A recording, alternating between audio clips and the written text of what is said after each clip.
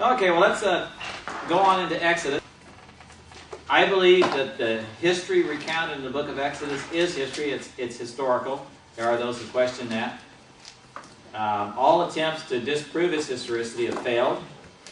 I think archaeology continues to strengthen it, even to the point, for example, that they have found in Egypt buildings that were constructed with bricks that didn't have adequate straw. Really? Makes you real suspicious as to exactly who built them. And they're from the right general time period. And all that. Now, you'll read, on the day of the Exodus, different commentators take primarily two views. One sees it the mid-15th century, about 1446, which is a view that I would hold.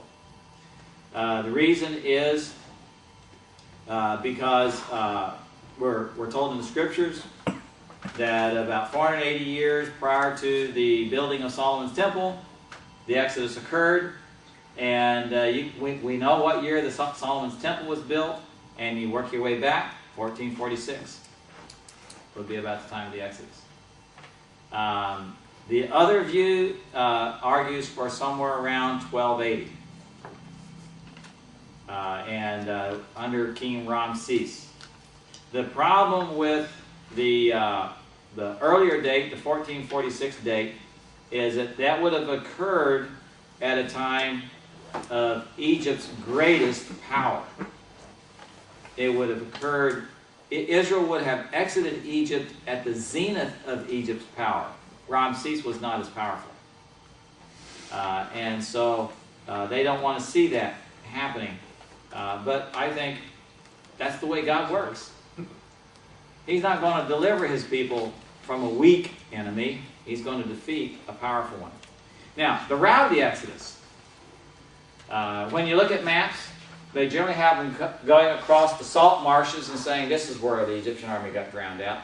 Now, in defense of that view, you need to understand, those salt marshes were probably much deeper back then. They have filled in with silt and sand and that kind of stuff. But at the same time, some more recent discoveries or theories that have out, I don't know if you've read the book called The Gold of Exodus, and there's some of it's fictional, but it's based on some of the things that have been found. There's a new argument been put out, and someone of the caliber of Ron Allen, Old Testament scholar, has said, it's likely to be true. It's good evidence. There's some argument that Mount Sinai is actually in Arabia, not in the Sinai Peninsula, and that the part of the Red Sea they crossed was from the Sinai over into Arabia. Nubia Beach? Or yeah, something like that. Yeah. What's And, your argument for that? Yeah, and it would make more sense that the Egyptians would think that they had them pinned in down there at the corner of the Sinai Peninsula and would come swooping down on them and then get on across. But some of the arguments are a little iffy. For example, one out the Yabal Mosa, which the mountain of Moses has a black top, and it proves it had fire on it. And it's got this cleft, it's got this cliff in it, this crevice where it would have been the cleft in the rock and this kind of stuff. What the problem is if you look around, all the mountains have a black top because it's the soil level. So some of the arguments are a little iffy. Well, he also points out the altar and Yeah. all the other stuff that's there too. Yeah. And it may be or maybe not. It's at least got a good imagination. But again, it's a good theory. What we do know is wherever they crossed, it was deep enough to drown out an army. What's the whole Red Sea of Reeds thing? I know the Hebrew says Yeah. Sea of Reeds. Well, some places it says Sea of Reeds, other places it says Red Sea. The Septuagint says Red Sea. And some of the Hebrew texts say Red Sea. That it had more than one name. It's just like the Sea of Galilee, the Sea of Tiberias, the Sea of Chinnereth. So it was not unusual for the same place to have multiple names. And I think that that's the case of the Red Sea. I've heard it argued, though, that reeds didn't grow, still don't, in the Red Sea. I don't know. There are... And they would have grown in the Bitter Lakes area. Right. It would grow in the Bitter Lakes area. that could be the case. That could be true. Where it gets the name Red Sea is that the mountains along the coast have red sandstone, and the redness reflects off the water. So the water looks red. Not that it turns red, but the reflection looks red. And that's how it supposedly got its name. So, now, key theme of Exodus. I see the dominant theme in Exodus is God preparing Israel to be a nation. Preparation for nationhood. And what I see as the message of the book is that, and I'll give you the, I haven't given you these summary statements, have I? I'll get them to you. God's preparation of Israel for nationhood is accomplished through his deliverance of the nation to himself. He separates the nation to himself, enters into a national covenant, and then their preparation of a tabernacle. So you have 3 phases here in the book of Exodus. In a broad outline, if you want to break the book down into a broad outline, chapters 1 through 18 is separation unto God. He separates the nation to himself from Egypt. Okay, then in chapters 19 to 24, you have the national constitution. He enters into a covenant with them. Chapters 19 through 24. And then in chapters 25 to 40, the rest of the book, they build a tabernacle. Now, key people in Exodus: Moses, Aaron, Pharaoh. Joshua's not that critical.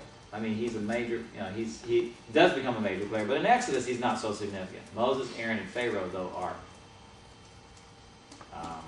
There are some key events in Exodus. For example, Moses' call, Exodus chapter 3, I think is a very important event. The Passover. In fact, the Passover is more significant than any of the other plagues. The crossing of the Red Sea is another one. Of course, the giving of the law, chapters 20 to 23. The golden calf incident would be a significant event. And I guess you could say the erection of the tabernacle. Of course, God's accepting the tabernacle, the entrance in. Now, why does God leave Israel in Egypt for 400 years before delivering them? Number one, the Canaanites have to complete their sin. They have to become the level of wickedness that they're going to become, so that God is justified, I guess you'd say, in completely wiping them out. Yeah, that's one of the reasons. What would be another reason? How about for Israel themselves? That was his prophecy. He said they would be in there. Yeah, he promised it. And I think there's a purpose behind that. And I think it's to make them a corporate unity, to make them a nation, but also to isolate them from the Canaanites and from other people. You know, in Egypt would be the only society that wouldn't try to absorb them. If they'd have gone to Mesopotamia, they'd just be blended back in. If they'd have gone to Ethiopia, they'd be absorbed into the culture. But the Egyptian culture found them abhorrent.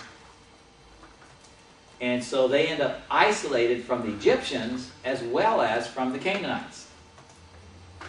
So they really are put into a little cocoon.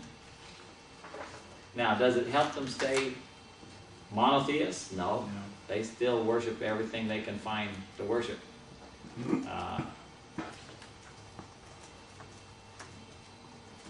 But it keeps them from becoming as corrupt as what's going to happen to Canaanites. Do you have any Jewish history from the 400 years that extra biblical, but yeah, there is some. And what kind of interaction? I mean, because here it just seems like God's very silent to his nation. I think that's the indication. Yeah, huge period of time. It just 400 years of just waiting. Yeah, as far as I know, there's like no prophets or anything like that. Just life went on. So the Jewish history would have been, I mean, if you look through the rabbinical writings. Yeah, there's not a lot other than, there's some about Moses himself once he's on the scene. But most of that 400 years, no, I think it's sort of like, unlike the intertestamental period where we do have writings. Mm-hmm. It's, you know, it is a silent time period of just sort of waiting and multiplying and growing and just being there. I mean, in a sense, you could also say that this time is really a prophecy or a type of what's to come with Christ redeeming out of Yeah. sin. Yeah. So, you know, they're there for a time. That's right. And in fact, it does. Israel is a picture of the church, of the Christian. 1 Corinthians chapter 10 tells us that. And in fact, what God does with them in the Exodus is a picture of what He does with us. It's a type, you know, a typological example. Now, we began, of course, in the first chapters with the problem, the situation. Genesis ends with Israel being blessed and being provided for. Exodus begins with Israel enslaved. And we're just told very quickly that a Pharaoh arose who did not know Joseph. Now what we know from history, when you put them in the right time period here, is that Egypt got conquered at one point by a group called the Hyksos. And they were non-Egyptians who ruled for about 400 years, something like that, 200 years, 400 years. And probably it was under a Hyksos king that Joseph came on the scene. Well, eventually the Hyksos got overturned and run out. And the Hyksos were Semites, like the Israelites would have been. And so the next set of pharaohs were very suspicious of non-Egyptians. And so that would be the time period then when Israel then would be dealt with craftily and enslaved because of fear of they might join with the Hyksos and try to retake control. One of those kind of situations.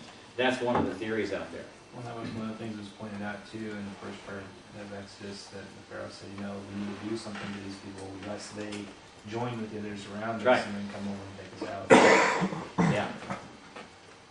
And so, you know, they had reestablished the Egyptian dynasty, and they really had reason to fear. And the Israelites, they're a big bunch of people.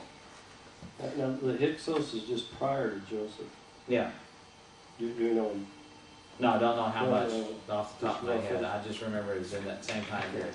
And so, you know, his coming was at a time when people were migrating into Egypt, again, because of the famines or whatever. And you know, the Hyksos had migrated in peacefully and then took over at some point. You want to spell the Hyksos? How that's... Yeah, Hyksos, I think is how it is. Yeah. Now, chapter 1, of course, they're oppressed by Pharaoh. Chapter 2, we have the story of Moses' birth, his adoption, and then his flight to Midian. And if you look at the chronology of Moses' life, you know, he's born about 1527 BC. He fled about 1487 BC. So then the Exodus is about 1445 BC. So pretty far back there.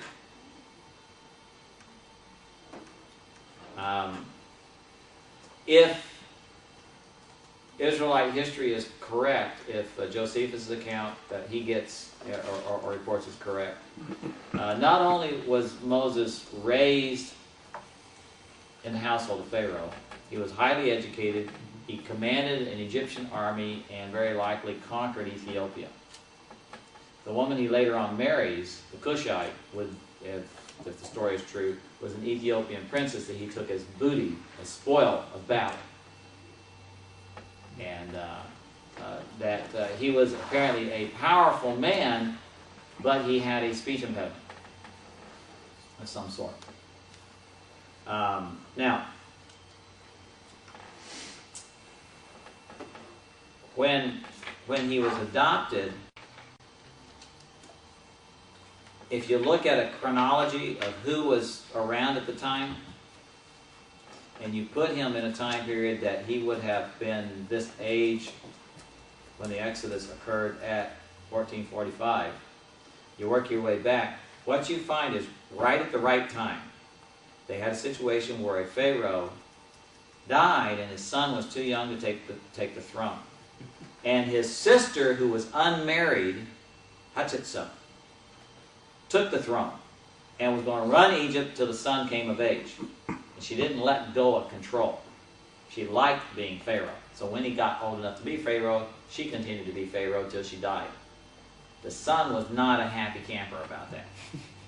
So what he did is he obliterated every record he found of her. In fact, we only know of her existence because he missed 2 spots. But they scratched her name off of every obelisk and monument and wall and everything else. Got rid of her statues, all the stuff. He was mad about it. But he also killed off all of his competition. Anyone that he felt threatened by that might have any kind of a claim to the throne, he killed. Now, put Moses in that situation. If he's been adopted by Hatshepsut, if she ended up being his adopted mother, and she became Pharaoh for a while, and he was a prince under her, and then she dies, and her nephew is paranoid, and he kills an Egyptian, what can he expect? See, that would explain why he would flee Egypt. So these stories fit into some historical circumstances that would make perfect sense. And it's the right timing and everything. So I suspect that she was, and that I think her nephew is Amenhotep, would then be, it would be his son who would be the Pharaoh of the Exodus. Yeah, Amenhotep III. And he was the most powerful Pharaoh in Egypt's history. Not Tutmos. No. Before or after? Tutmos was before. I think Tutmos was the father of Amenhotep, if I remember right. Let me double check on that. Let's see, yeah. Tutmos III would have been the nephew of Hatshepsut and the father of Amenhotep. So he's probably prior to the Exodus. Yes. Tutmos would be prior to the Exodus, and Amenhotep was actually on the throne during the Exodus. And then I think it's Tutmos IV then is a second-born son.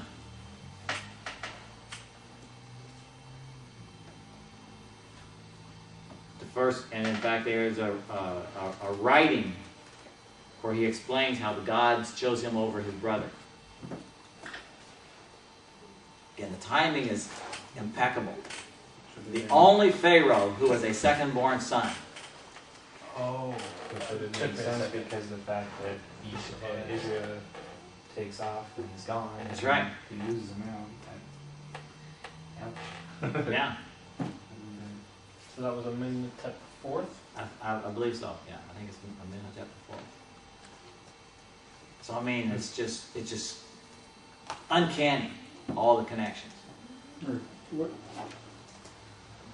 You'd almost think it was The next in line would Yeah. the next in line would have had to been second born too, though. Because No. his first son died. No, I mean, but no, the one who's the second-born would have been the son after the king of the Exodus, after Amenhotep. Okay. Yeah. I thought you said he No. was No, because of Moses being Right. the first one in adoption. yeah. Okay. So the next Pharaoh was a second-born son after him. So, I mean, it's very interesting. Now, God, of course, in chapter 3, he calls he calls Moses at the burning bush. And we have an interesting incident. I just want to pause and look at that. Right after that, you have the story of, as he's going back, he sends Aaron to meet him. He tells him, I'll let Aaron be your voice, mouthpiece. He meets him on the way, and he's going to kill his son. And Zipporah circumcises his son and throws the foreskin at his feet and says, "You're a husband of blood to me." What is going on there? I know, but I'd like to hear your explanation. Well, he Actually, probably I've looked at this for a long Yeah, time. but why is this put in the text? for years? It probably goes to Moses' character being a leader that conquered Ethiopia. I mean, he was a warrior, Uh-huh. man of blood. Nope. That's not it. Well, here's the thing. The Midianites didn't practice circumcision. Moses had been living with them for 40 years. He didn't circumcise his children, even though he's under the Abrahamic covenant. Moses has been disobedient for all these years. Now God has called him to this very important task, and he's going, still living in disobedience. Zipporah knows this. His wife knows this. So obviously he has communicated what God's expectations are. And God meets him along the way. Now there's some lack of clarity as to who the him is. I think God was going to kill his son. The him is his son, not Moses. He's angry because Moses is disobedient. Even though he's met with him, he's returning and he's in disobedience, and God meets him on the way, and he's going to kill his son because his son is not circumcised. And Zipporah knows what's going on, so she quickly circumcises his son, and when she throws it at the foreskin at her husband's feet, you're a husband of blood to me, it's because she's had to circumcise her son, and she's angry about that. Is there any particular reason in the text to suppose that it's Moses' son that the Lord was going to kill and not Moses, or is that just something... That's just a guess, yeah. Most people take the him to be Moses. I would say it's not, because God had already sent him on a task, and it would be out of character, out of step with God then to kill the person who's going on the task. But he's bringing his family along, and his family is unclean. So that's why I go with the him referring to the son. But it could be either one. The text is not clear which one the him refers to. What verse are you in? What's that story? That's here in...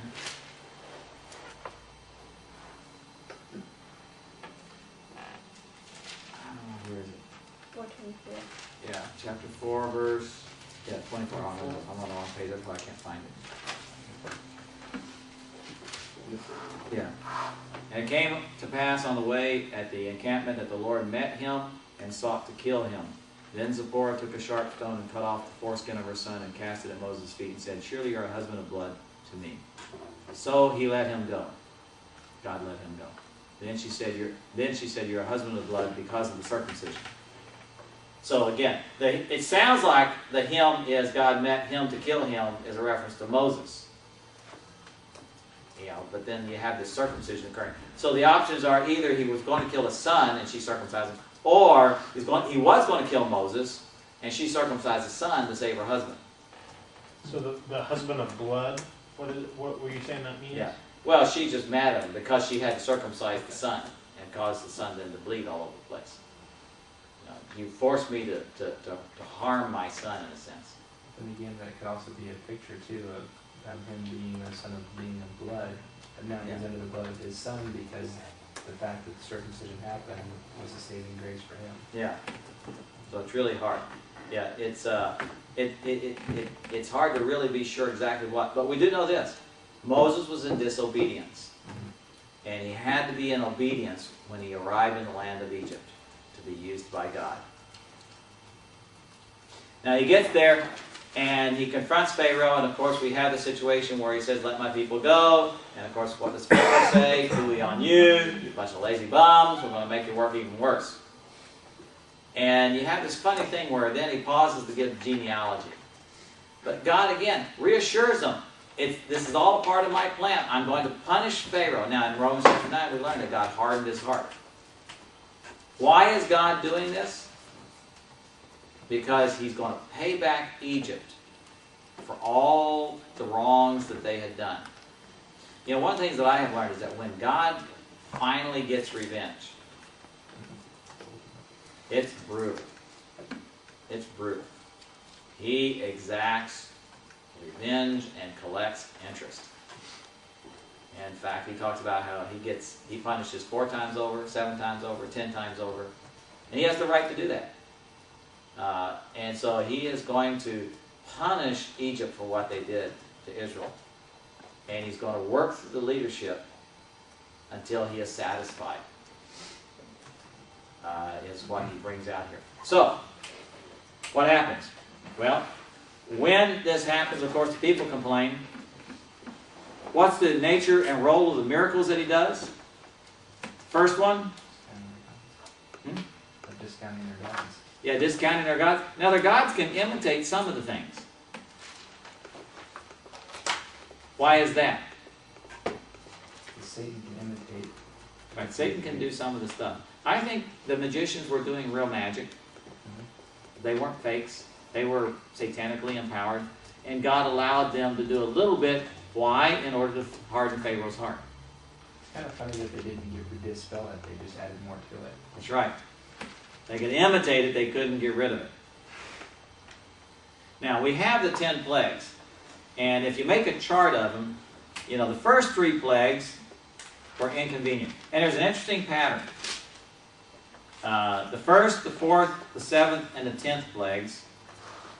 Okay, so if you were to make a chart, down one side you have the first plague, you know, you got, across up you go 1, 2, 3, 4, 5, 6, 7, 8, 9, and then 10. So 1, 4, 7, and 10 all are announced in the morning. Then 2, 5, and 8. The next one's following. There's a warning, but we're not told when it's done. And then the other 3 plagues, numbers 3, 6, and 9, there's no warning at all. They come by surprise. So an interesting pattern. But also, the first 3 plagues are a nuisance. They're annoying. The next 3 plagues, well, you know, you might say they're inconvenient. The next 3 plagues get a little bit worse. They're really annoying. And they're beginning to be harmful. Plagues 7, 8, and 9, and then 10, the last 4, are costly. And of course, 10th is devastating. You lose your firstborn child, you lose your firstborn cow, you lose your firstborn goat. You know, it's devastating. But you have this pattern of getting worse and worse and worse as it's going on. But here's an interesting thing about these plagues as well. Each one of the plagues essentially attacked areas that Egyptian gods were supposed to be dominant. We're not sure of which gods they were, because there were multiple Egyptian gods covering everything. In fact, the Egyptian religion was much like the Babylonian mystery religions, much like what has become modern-day Hinduism, where you got a god for everything, and a god everywhere. Every tree had its own god. Every rock had its own god. But what we have is in this series of plagues, you have God defeating each Egyptian god in turn. Now, worldview, conceptually, what's going on here is this. The Egyptians recognize that Israel has their own God. Pharaoh never questioned the existence of Israel's God. Did you notice that? But what he was, I think, questioning was the authority or the ability of Israel's God to do anything in his territory. Because his gods outnumbered him. 1,000 to 1. And in their worldview, a god was dominant in his territory. But to move out from his territory, he would not especially win. And a war between 2 countries was a war between their gods. And whichever country won, their god was stronger. I mean, that was the basic thinking. So for Israel's God, Israel was a people out of Canaan, and their God belonged over in Canaan, he doesn't have authority here in Egypt. I mean, that's their mindset. So that's why they're not taking him seriously. And of course, that's the whole point that God is making. He is the God of the world, of the universe. And so he systematically defeats Egypt's gods all the way to defeating Pharaoh, who they viewed as a god. And so that's where you have, that's the nature of these plagues. Now, another aspect of the plagues is certain plagues Israel was immune to. You know which ones those are? Which ones did not affect Israel? The hail onto Their cattle Yeah, their cattle didn't get the pestilence. But you know, if they hadn't taken their cattle indoors, the hail would have gotten them. But yeah, they were immune to the pestilence. The daylight one. Yeah, the darkness. That's right. They were immune. Yeah, the Egyptians, it was so dark they couldn't see their hands in front of their face. But the Israelites' houses, inside their house, it stayed lit. Now, in Israelite culture, they don't like the dark. Even the poorest Israelite has a lamp to have light at night. They always sleep with night lights. That's why God provided them the pillar of fire at night. He provided them light at night, so that they would never be in the dark in His presence. And so yeah, there was that one. How come they weren't preserved from the hail that wiped out the fruit trees? How come they weren't preserved from the locust that wiped out the grain crops? So those things were staying in the land. That's right. Roots. The cattle Right. could walk with them. That's right. They weren't going to be able to take it with them. Anything they couldn't carry off with them, God destroyed, so the Egyptians wouldn't have it. So it wasn't a punishment on Israel. It was a removal of something that the Israelites wouldn't get to use anyway. And so we have the warning of the final plague. We have So the Passover. does that concept hold through with all 10? Without Yes. looking at them specifically? Yeah, when you look at them, you notice that the ones that Israel experienced along with Egypt might be inconvenient or annoying, but it wasn't harmful to Israel.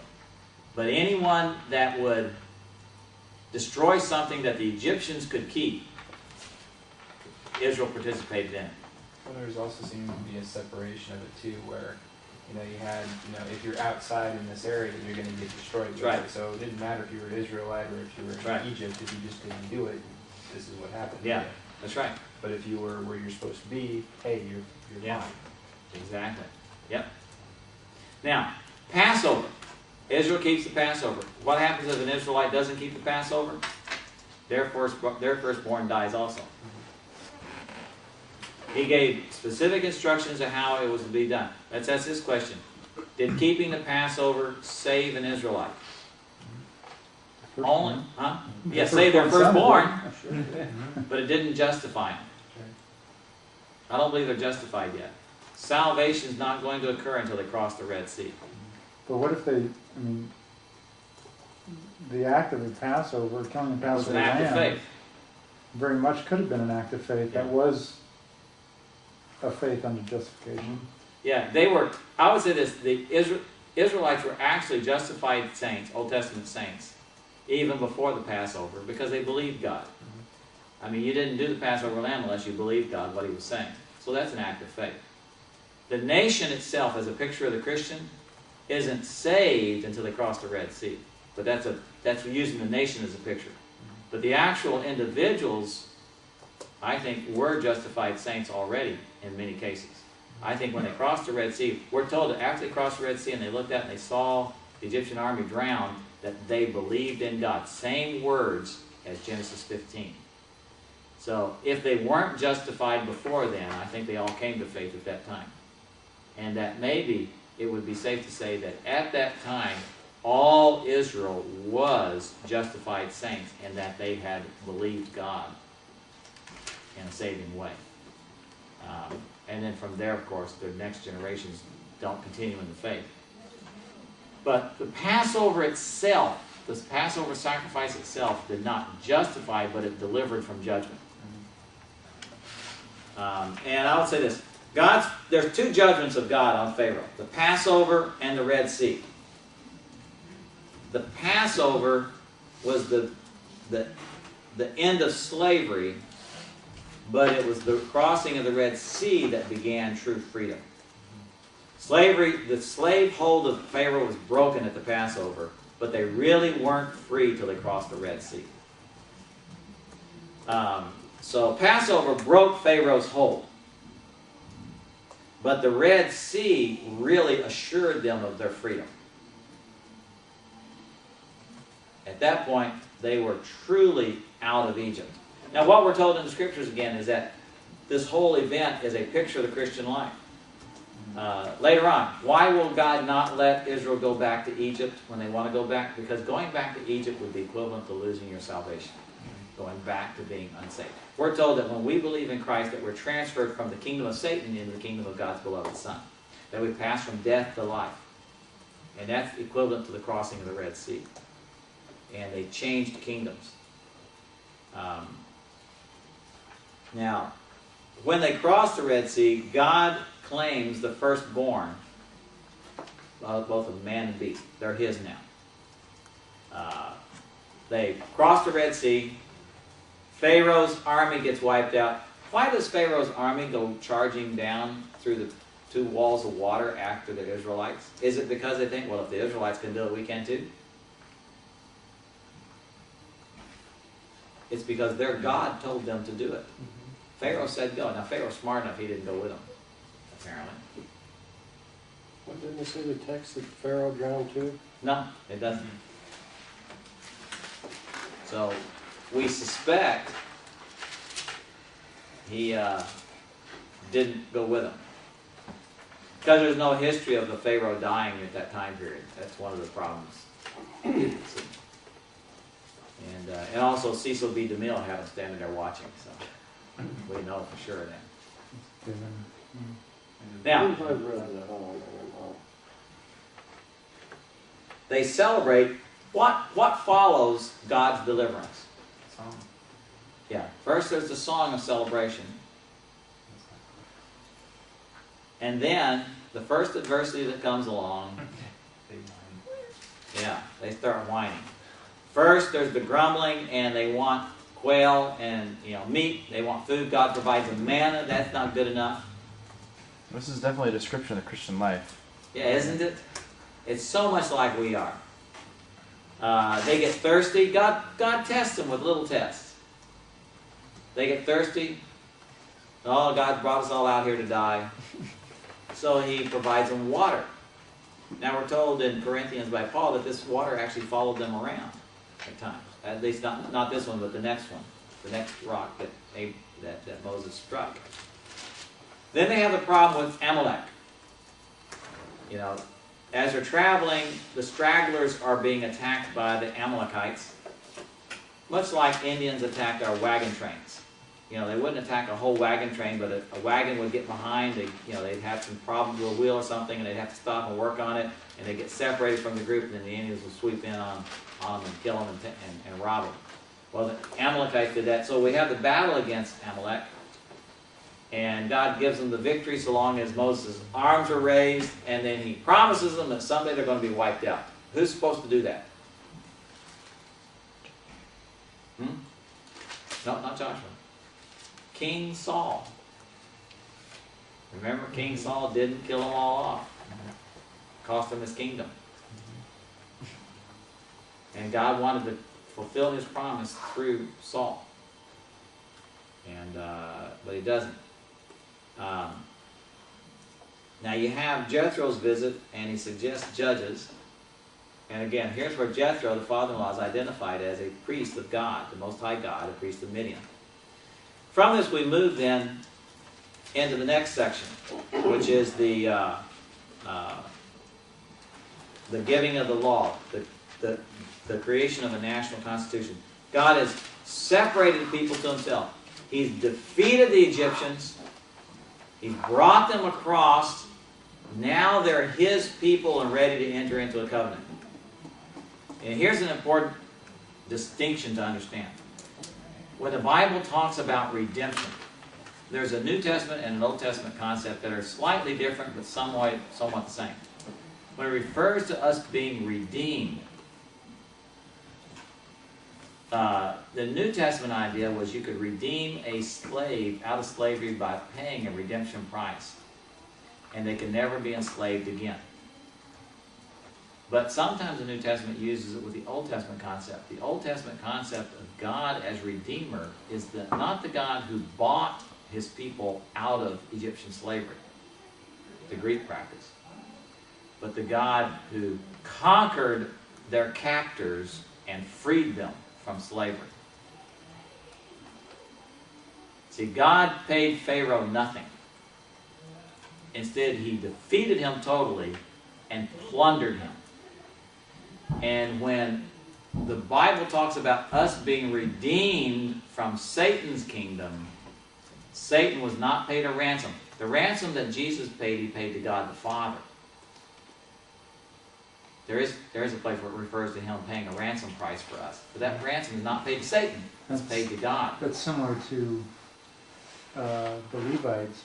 Some of the Levites, leftover Levites being ransomed That's right. for the firstborn Yeah. in the Numbers passage. Okay, that makes sense.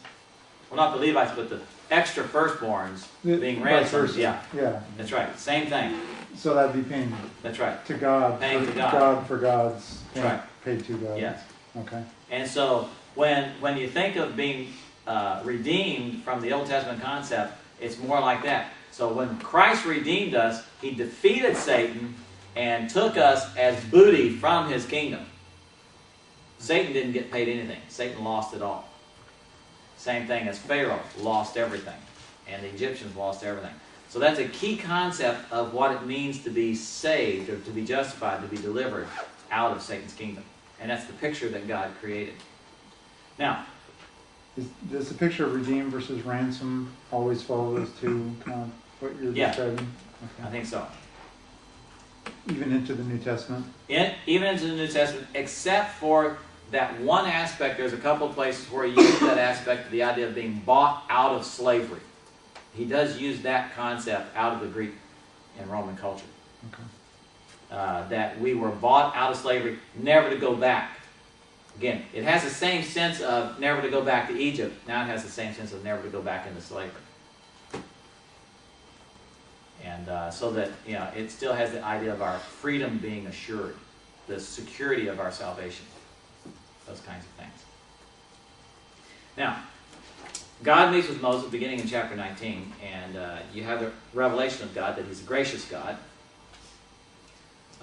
And you then, of course, in chapter 20, you begin with the Ten Commandments. And there are two kinds of law in the Old Testament, in the ancient Near East. And we see these here. One of them is called apodictic law. A-P-O-D-I-C-T-I-C. Apodictic law. What apodictic law is, it's a prohibition or a command that's an imperative that has no penalties to it. It just is a categorical imperative. You will do this, you won't do this. That's the Ten Commandments. Thou shalt not. Okay. A second kind of law, characteristic of that kind, which is actually characteristic of our legal system too, is called casuistic law. Casuistic law. C-A-S-U-I-S-T-I-C. Casuistic law is cause and effect. If you commit this crime, you will be punished this way. An if-then format. If you do this, I'll do that. Now, some people argue that the Constitution that God created here, this covenant that God enters into in chapters 20 and 20 through 24, was like a suzerain vassal treaty. The king with his subjects. I see it as a national constitution. The best way to understand the Mosaic Law is it was a national constitution. It created a country. And it created a legal system under which that country worked. It's just like our Constitution and Bill of Rights. And that explains why you and I are not under the Mosaic Covenant. Because what are we told in Romans? That we are citizens of other countries. And our citizenship is in this future millennial kingdom that is to come. But it's not here yet. So we are under the United States Constitution. And in Romans 13 it says that's why you pay taxes, and that's why the government enforces the law. That's why in the New Testament, even though you got 1,000 commands in the New Testament, there are no death penalties for disobedience. And in fact, there is no judicial system in the church for punishing wickedness. That's the government's job.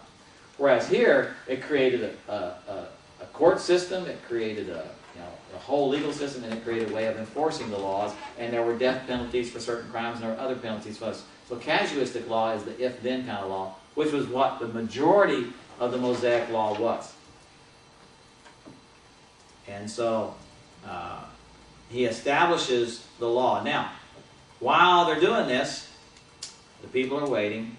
And then in chapter 23, 24, you have the situation where God meets with them and they enter into the covenant in chapter 24. And God warns them and says, now don't agree to this because you can't keep it. And when you don't keep it, I'm going to punish you. So what do they say? 3 times they say, all that the Lord has said, we will do. And the 3rd time they say, all the Lord has said, we will do and obey. So they commit themselves. And then he meets with the elders and he has a banquet with them. And they see him in whatever form he is. It says that they see him, I know they don't see his face, but he's there with them. And they have a meal on the mountain with God. And that it solidifies this covenant. And they become a nation. They put themselves under God's royal rule. Now we have a theocracy, but he does that. And so, that being established, he's then ready to have them build his mobile throne room, is what I would describe it as. The tabernacle, because, to have a kingdom, you got to have a king, you got to have people, you got to have a throne, you got to have a throne room to operate from, you got to have a country. So he's putting everything together to have a nation. Now, they're not going to have territory, they got to go take it. But in the meantime, the king has to have a place to dwell. And in fact, how he's going to organize them is just like the typical king and his army during that time period. And we'll see that especially when we get to Numbers and the arrangement of the people in Numbers. Okay, we'll move on to the building of the tabernacle unless y'all need to get up and take a stretch, take a break. Everyone doing okay? Okay, then we'll just get done a little earlier tonight. And let me know, because I can get going and forget the time here. Well, and let me know when you have to change the tape if there's a point at which time. Doing good. Okay. So God commands them to build him a tabernacle. And he gives Moses the instructions on how to do it, but they have him raise a contribution. And so in chapters 25 to 28, we have the description of the tabernacle and its furnishings. And that's some of the most exciting reading that you can ever have, right? Actually, it is. It's interesting. I've tried to draw it out. It's some fascinating stuff. Goes into great detail.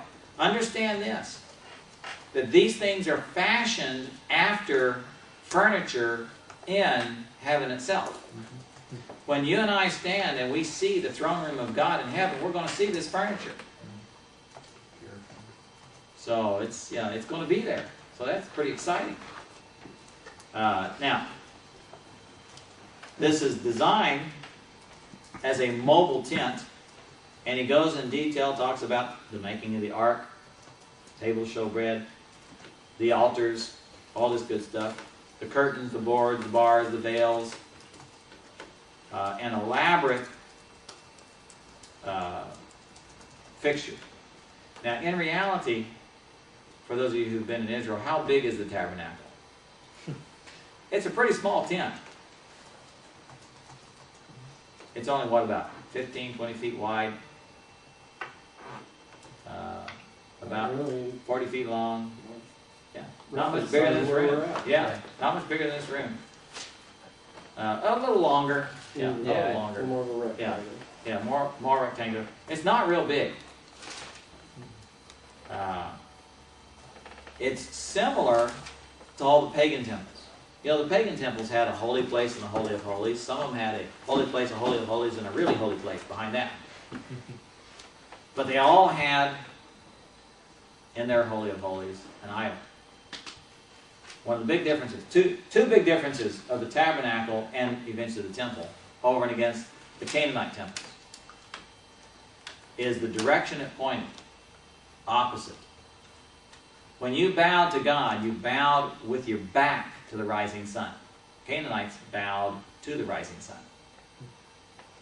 But the second thing is, instead of a statue in the Holy of Holies, you have an empty chair. And that's a very powerful statement from God. All there is there is an empty chair. And that's the way God wanted it to be. Now, God goes to instructions about Aaron and their ordination, the kind of clothes they'll have, and he raises up two men, Bezalel and Aholiab, and he gives them ability. These are the most gifted men, and they're to be in charge of the making of the thing. And so then in chapters 32 through 34, we have a pause because we have a few little problems here that crops up. We have Moses on the mountain for 40 days and 40 nights. And what's the conclusion of the people? He must have been killed by God. Yeah, must have died. How is it? We'll make one. Yeah, so let's make one for ourselves. How is it that Aaron will go along with this? Pleasing the people. Pleasing the people. Good. Yeah, peer pressure. Yeah, we learned something about Aaron. He's not a very strong person. Where is God in all of this? I mean, we saw him in their deliverance out of Egypt. He's powerfully involved. We see him in the giving of the law. And now that they're writing the Ten Commandments, putting them on stone tablets, why does he let this happen? He actually tells Moses to go down and check on your people. Yeah. He's completely aware of what's happening. It doesn't catch God by surprise.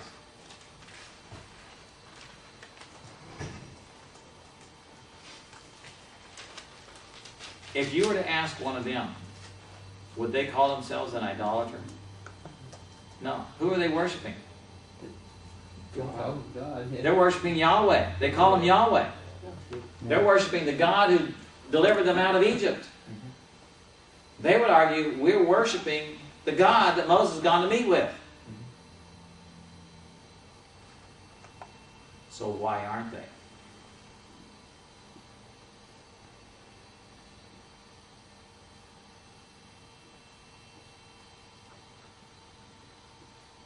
They're sincere. Not following the commandments. They used the right name. Yeah, God had said what? Don't make any image of me, of anything on earth. Let's ask this question. Where would they get the idea of a golden calf? Yeah. Egypt worships the bull god. I don't think they got it from the Egyptians.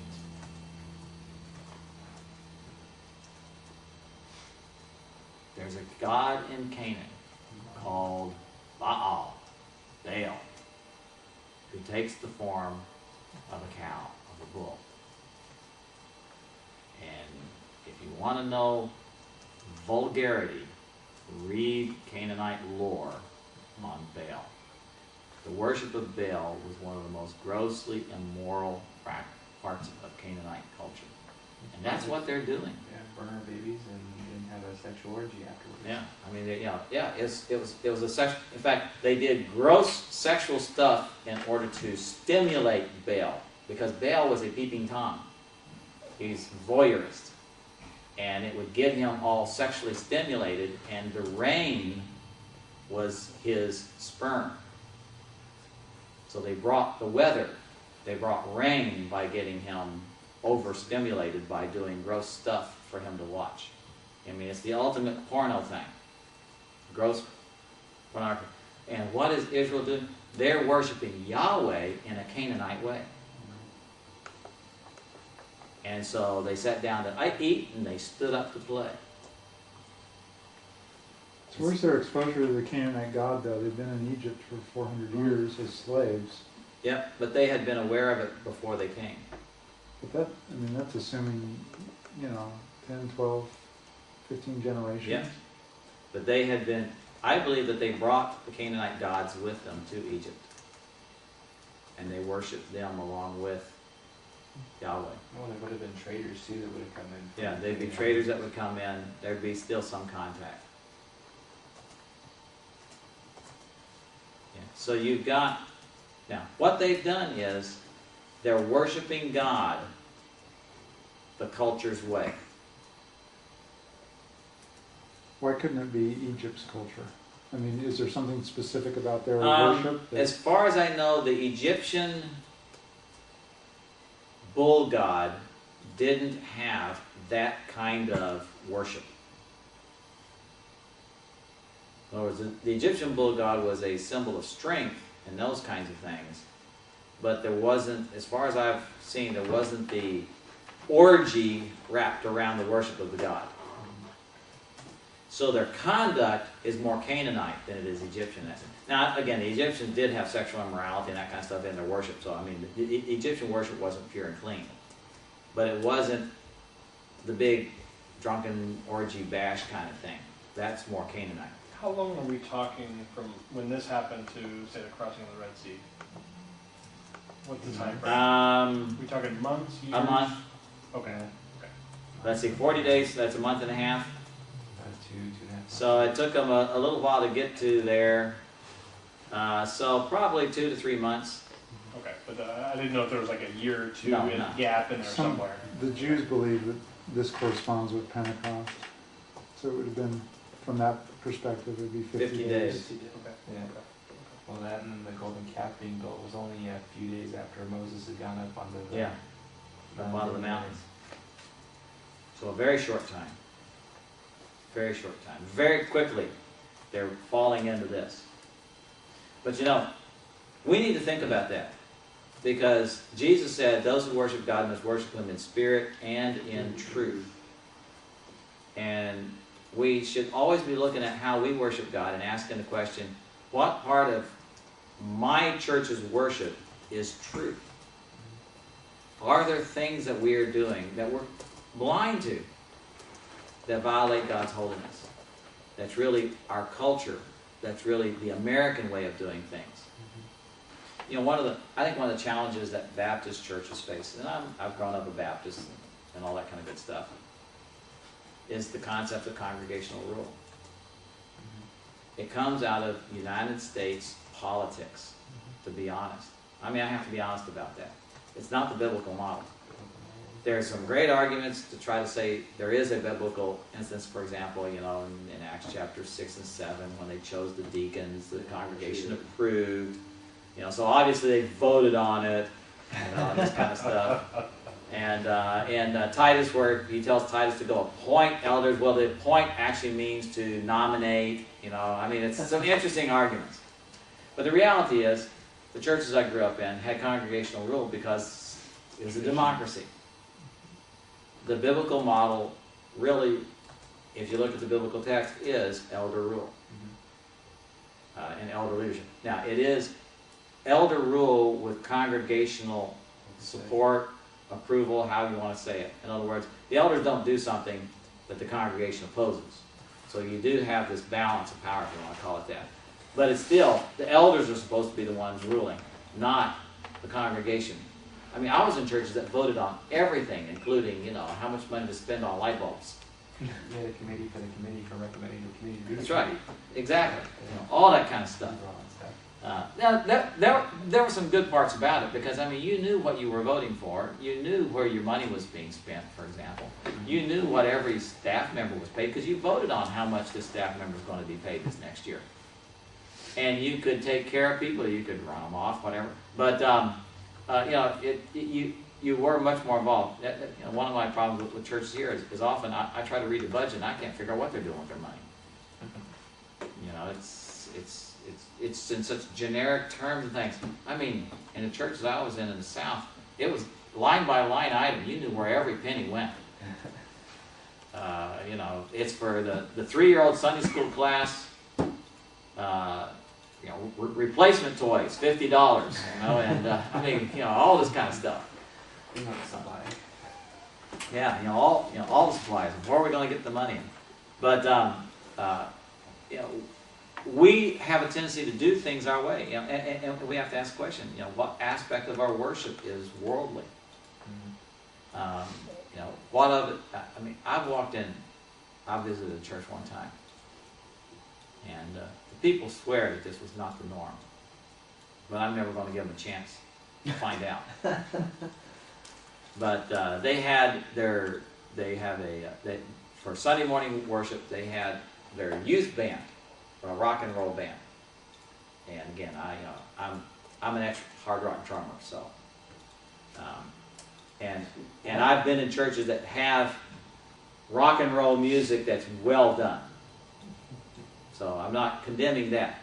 But this, you're sitting there and you're sitting in not pews or benches or chairs, but in what are like theater chairs. It's like a concert hall. And they dimmed the lights and put the spotlights on this band, and it's a rock concert. Sunday morning service. All the way to the fact, to the point of when you're finished with whatever song they were doing, they close it with the classic dun dun dun dun dun. You know, I mean, it was a show, a complete. And it's interesting. My son turns and says, "Let's get out of here." I mean, we didn't even make it to the service. I mean, he's a 13-year-old, and he's prejudiced. He likes classical music, but so you know he's warped if that's because it's about all we'll expose him to. But yeah, it was done in such a way that it was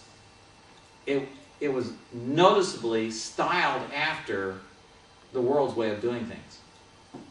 And I was horrified by it.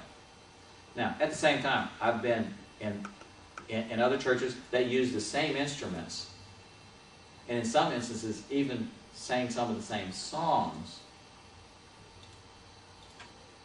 but the focus of attention wasn't the group doing the thing. You know what I mean? You could still be focused on God. So there's the right way and the wrong way. There's a worldly way of doing things, and there's the right way of doing things. And and again, I want to make clear, it's not what instrument you use, it's how you use it. Because I've been in situations where they had a piano and an organ, and it was ungodly because of the focal point. But how we worship is important. And I think that's something that we've missed out on often. And we need to be careful that what we do doesn't degrade God. That's where I've come to appreciate even like Greek Orthodox. Now, I don't agree with all the theology, but they're really serious about reverencing God. That's why many in the evangelical world have begun to drift back to Catholicism. Because I think Catholics are really serious about reverencing God. Now, again, I don't agree with their theology, but I appreciate the desire to really show God reverent worship. And Israel missed it. Now, how does God respond to this? He moves outside the camp. Why? What does he tell Moses?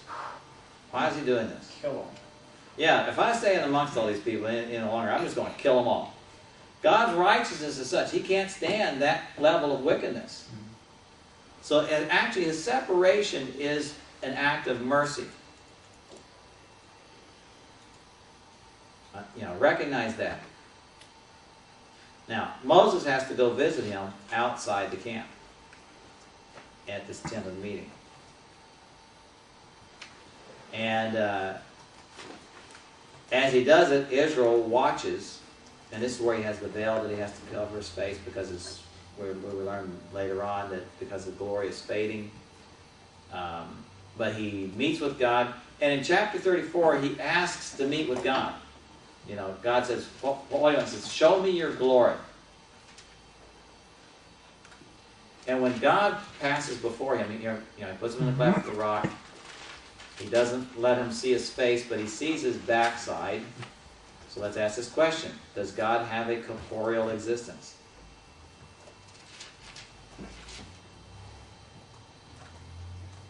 What exactly is he seeing if it's not a real body?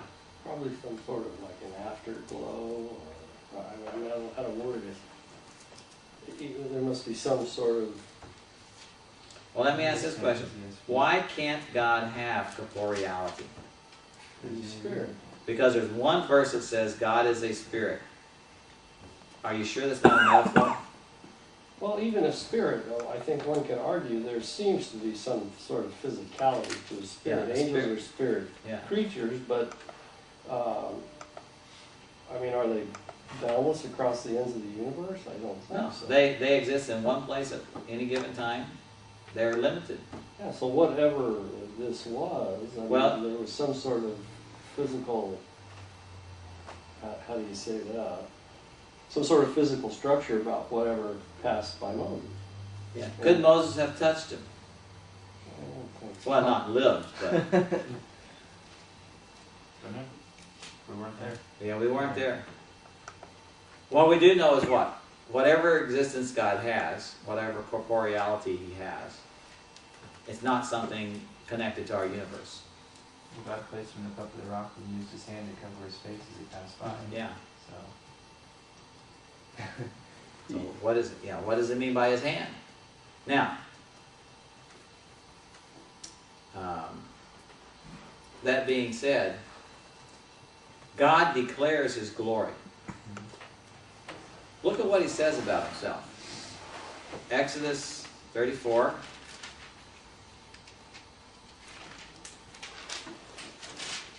This is how God describes Himself in terms of His glory. Remember, Moses says, "Show me your glory." And so, this is God's definition of His glory. Oops, I lost it here. Verse 6. The Lord God, merciful and gracious, long-suffering and abounding in goodness and truth, keeping mercy for thousands, forgiving iniquity and transgression and sin. Sounds pretty good, right? But here's the other side. That's the merciful side of God. By no means clearing the guilty, visiting the iniquity of the fathers upon the children and the children's children to the third and the fourth generation. Why does He say that? Because He says, now don't mistake my mercy and my kindness and my forgiveness for weakness. It doesn't mean I'll let people get away with sin. But you have both the mercy and the severity. You have the compassion, forgiveness, and the judgment of God. And you see, God defines His glory not in terms of His power. No reference to His omnipotence. Not in terms of His omniscience. Not in terms of any of the things that a pagan God would identify themselves with. He identifies Himself in terms of how He deals. His glory is in how He deals with the fallen mankind. It's relational. And when Jesus comes and reveals His glory, He reveals the character of God.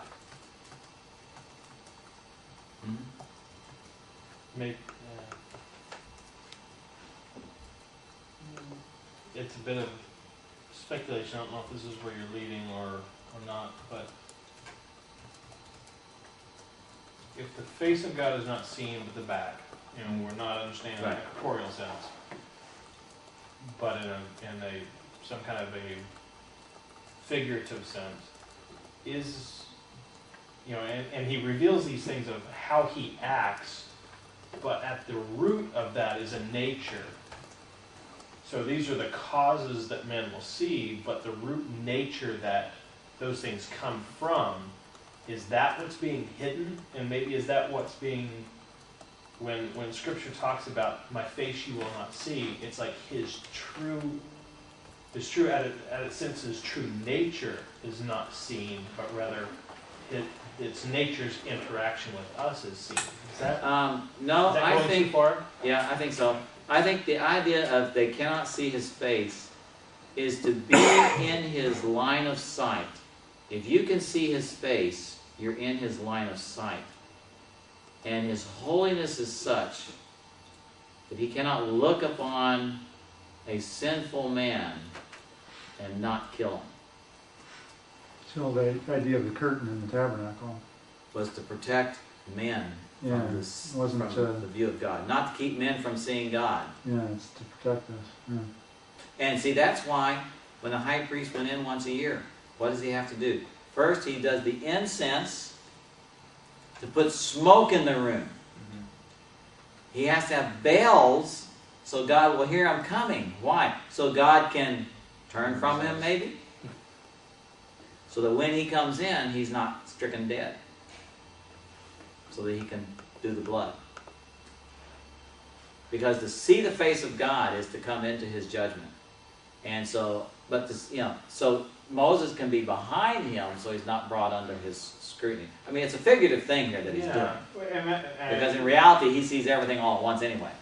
And I guess that's my point. I mean, part of my question, without going down too far of a rabbit trail, so we may just need to stop, but it would seem that that's...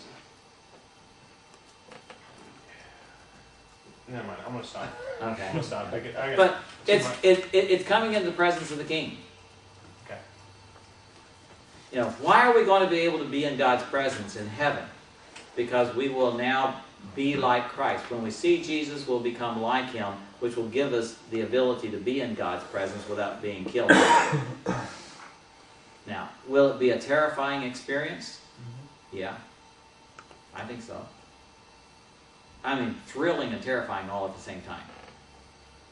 Because remember, the Apostle John, the cousin of Jesus, the beloved disciple who lay on his breast, when he meets Jesus in all his glory, passes out from sheer fright. But if it is, if it's a terrifying thing, it's going to be terrifying in a way not like we think terrifying to be. Because our terror right now is because we're still sinful. That's right. Well, and even The then, terror then is going to be, we're in a glorified state without sin. It's going to be... That's why I say it's going to be both thrilling and terrifying at the same time. well, You know what I mean? Intimidating. It would Yeah. almost be more of a... I see a full recognition of everything that we've done that we deserve hell for. Yeah. almost a humbling... Yeah. Yeah. I think one of the best analogies, it comes out of the Narnia Chronicles, the thing about Aslan. I think I've mentioned this before in other classes where, they ask you, is Aslan dangerous? And what's the answer? He's still wild. Yeah, he's still wild, but you're safe with him.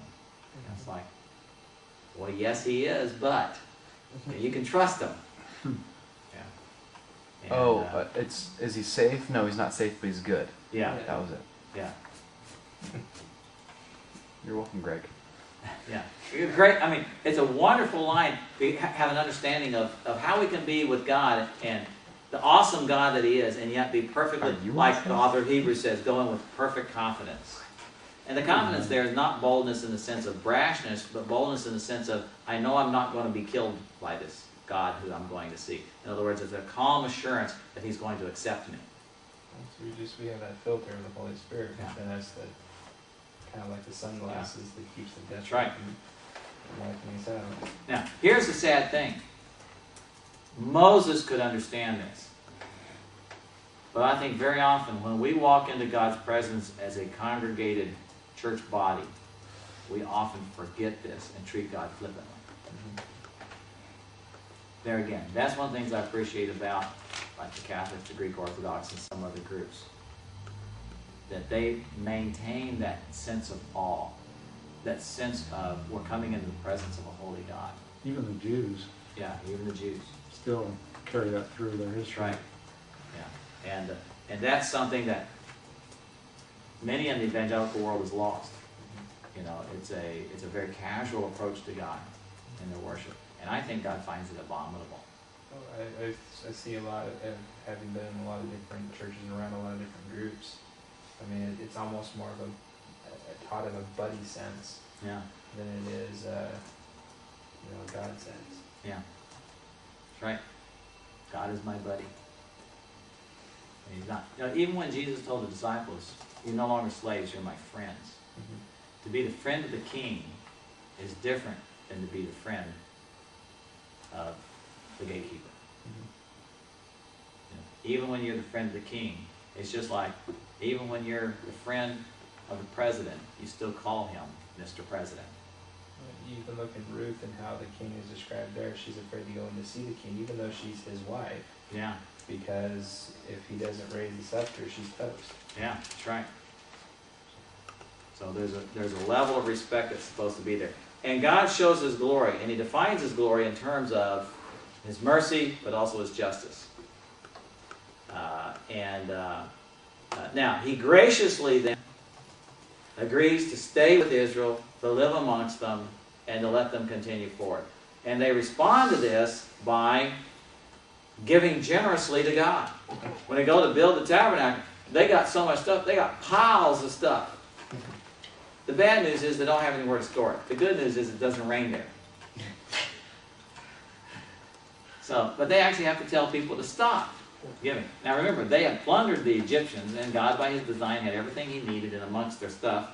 And there are some debates as to exactly what some of the materials are. But they go ahead and they begin building the tabernacle. And they complete the tabernacle. And how do we know that God accepts the tabernacle?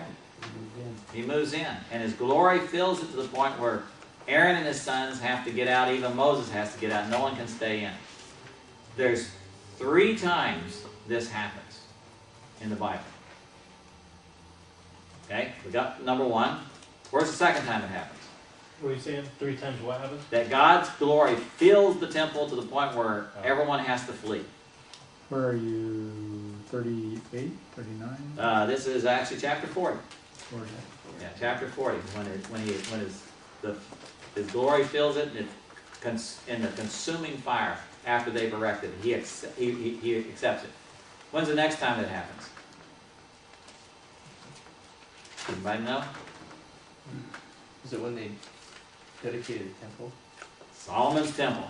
When they dedicate the temple and God accepts it, they have all these sacrifices on the altar. Fire comes down and consumes them, and God's glory goes into the temple, and the priests scatter.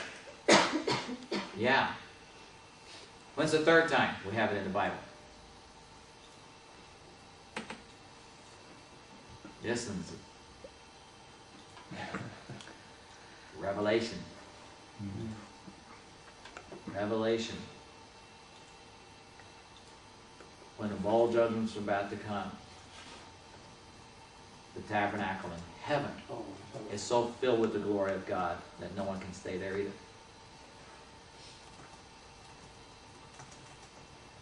When he's about to do it in with sin.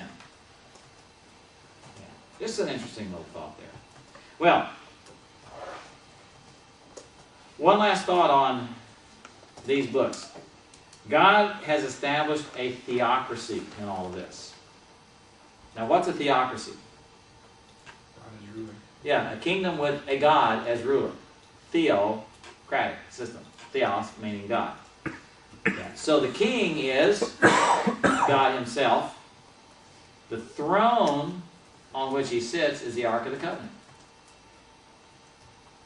The mercy seat is sitting on top. But that's his throne. The capital, in this case, is the tabernacle. It's a mobile rather than a permanent tabernacle or capital. The people, of course, is Israel by covenant. They have their constitution. And the country is the promised land, yet to come. Now, God, though, as king, has chosen to rule through intermediaries. It's a mediated kingdom. He begins with prophets. Moses is an example of that. Joshua. The judges are really sort of prophets. Prophets, judges, one same. He also operates through priests. How did God rule through the priests? Taxation? No. How does God direct and lead a nation? You know, the prophets, they got dreams and visions and that kind of stuff. The judges, same thing. He would call them and say, go do this. How did he use a priest? How did he use the high priest to guide the nation? Law. Well, they were administering the law, Administering sacrifices. administering Well, sacrifices, they had the Urim the Urim and the and Thummim. Thummim, and Yeah, that's right. the The Urim. priest to be cleansed. If you had That's right. the priest settled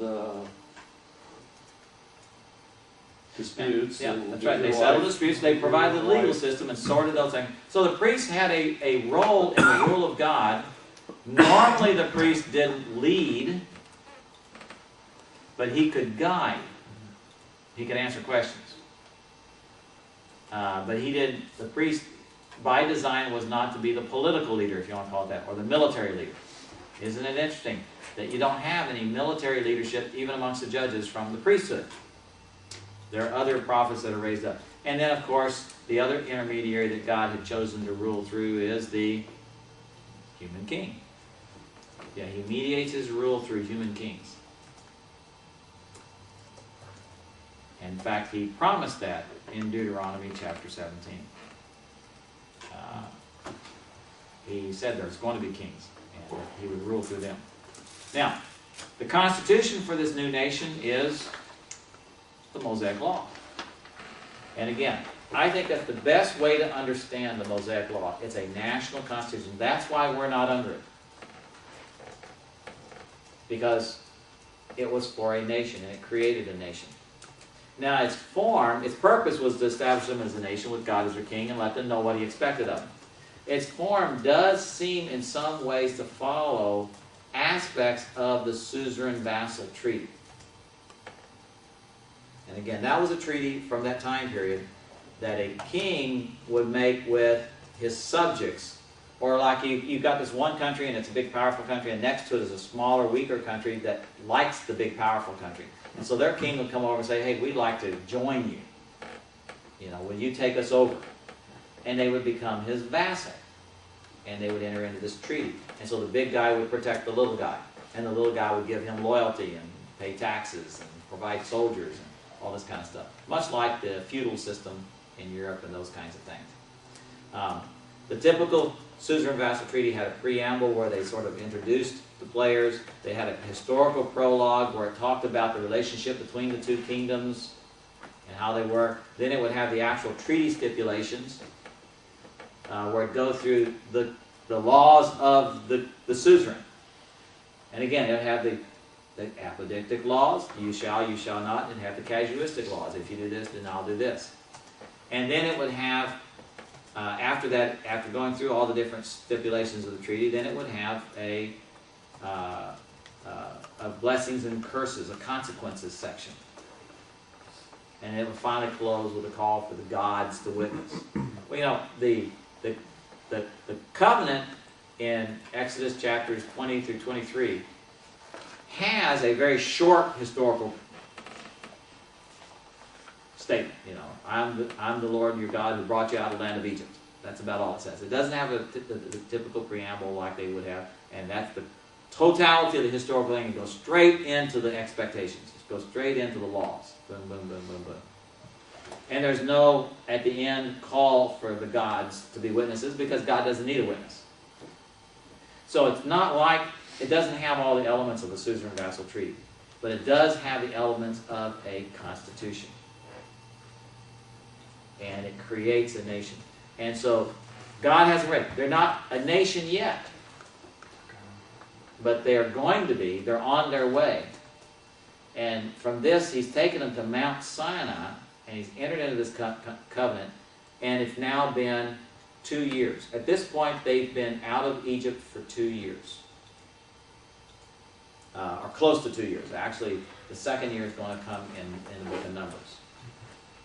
But they're close to 2 years out of Egypt at this point in time. And now what's going to happen? Chronologically, the book of Leviticus, chronologically is between Exodus and Numbers, time-wise. But it's also logically there, because Leviticus is the central book, or the central chapter of this Pentateuch, and it's really the focal point of what Moses wants the people of Israel to understand. And that is how to live with holy God. And so next time, that's what we'll do, is we'll look at Leviticus, and I think we'll start Numbers as well, and we'll see these things. Quick question. The law being a constitution, national constitution, and yet the law is not destroyed but fulfilled in Christ. Yes. What is the fulfillment of a national constitution in a sense? I mean, what's Yeah. the play? Well, he fulfilled all the righteous requirements of the law. And the law was, as you can see, was not designed to save somebody. And he died under the law. And he fulfilled all of its requirements. And a part of the law was provision for sin. And so he fulfilled all the sacrifices that we're going to see in Leviticus. Right. And by completing them and making them a permanent fixture, in other words, being the one sacrifice for all time, he then made it unnecessary because he opened the way for the new covenant, the replacement covenant. But in terms of, like, I can see here how, say, covenant theology would explain the transition. Yeah. But in dispensational theology, how is it that with under the Jewish system, I know there's a Jews are continuing the law. What's the relationship between the Jew and the law then, if the law is fulfilled in Christ? Since the law is fulfilled in Christ, the Jew is no longer under the law when they come to Christ. Okay, but before So that, in Christ, they die to the law because they become identified with his death under the law and his resurrection. So they die to the law just as he died to the law. Now, for the unrepentant Jew, they're still judged by the law and condemned by it. that was my question, Yeah. is how that was explained, or how that was Yeah. understood. But for the redeemed Jew, they're free from the law. But Paul made it clear they're still free to keep their Jewish practices and even do things under the law, so long as they don't do it in order to be justified. So they can keep the law freely, just like Paul did. He made sacrifices there at the very end, got himself arrested. Right. So he still did things of the law, though he didn't do it for his justification. Okay, that was my question. Great. No questions. That's good. Okay. Well, great. We're done a little early than that. That's good.